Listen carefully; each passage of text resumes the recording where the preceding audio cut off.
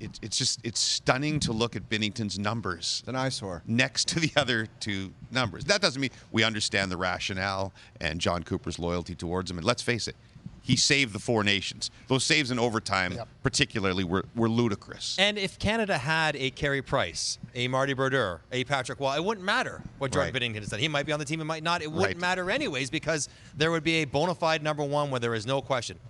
They don't have that. They have guys that are really good, that are having good years, but they don't have a guy with that kind of pedigree. Is Mark Scheifele a glaring omission for you? I wouldn't say glaring. He's an omission. I thought that he's done so much in his game over the last number of years, not just this year, over the last number of years.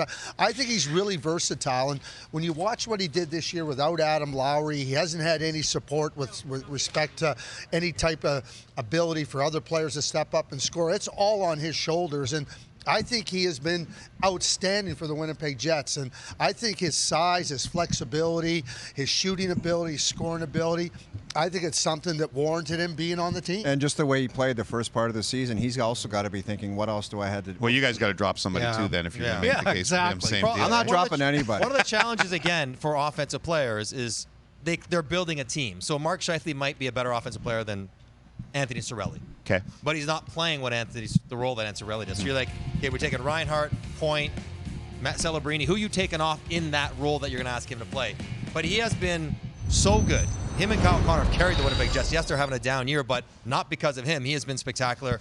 There's not much else he could do. Plus critical moments in power play situations. There's some guys that are going out there, and they're going to stay out there as long as they want. Right. Yeah, and I think we have to, again, acknowledge this is the main roster, the initial roster.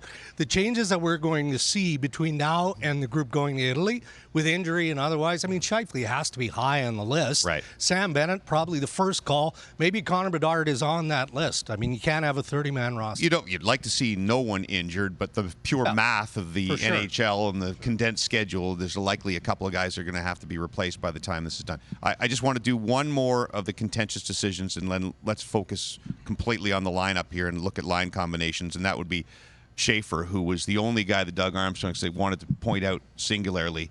And I think that was a fair comment that I don't think he was on anybody's radar at the beginning of the season, even though he was the number one overall pick because defensemen don't come in. He played 10 games last year. And play their way onto Olympic rosters at 18 years old. It doesn't happen. Well, and I think that what he did was he came in and he showed everybody, not only am I that good, I am this deserving of being in consideration for the team. I mean, Mike and I talked about it. Like, we saw what he did early in the part of the season, and it was brilliant, the skating and everything. But in the last 3 weeks or so, he's had a lot more demands on him to play the game in a lot of different areas.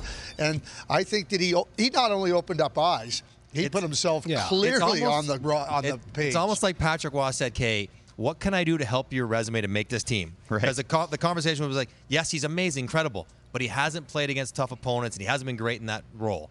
What's he done the last 3 weeks? He's played against the tougher opponents. It's like, I'm going to give you a chance to show that you can do it, and he's put up good numbers while doing so. What's tougher than playing in the NHL? I don't understand that. Second pair, depending on who you don't play against Jeff O'Neill, you play against Mike Johnson. Mike Johnson might be easier. That's a big difference. That's a favorite comment he's ever made to you. See, I knew I could get him to be quiet for a second there, yes. I'll say this, we're at the World Juniors. You know, Schaefer unfortunately broke the collarbone early in the World Juniors last year. I'll make one proclamation. If he hadn't gotten hurt, there's no way they're losing to Czechia. They're probably winning that gold medal because he's probably playing about 28 minutes a game. Fair? Fair.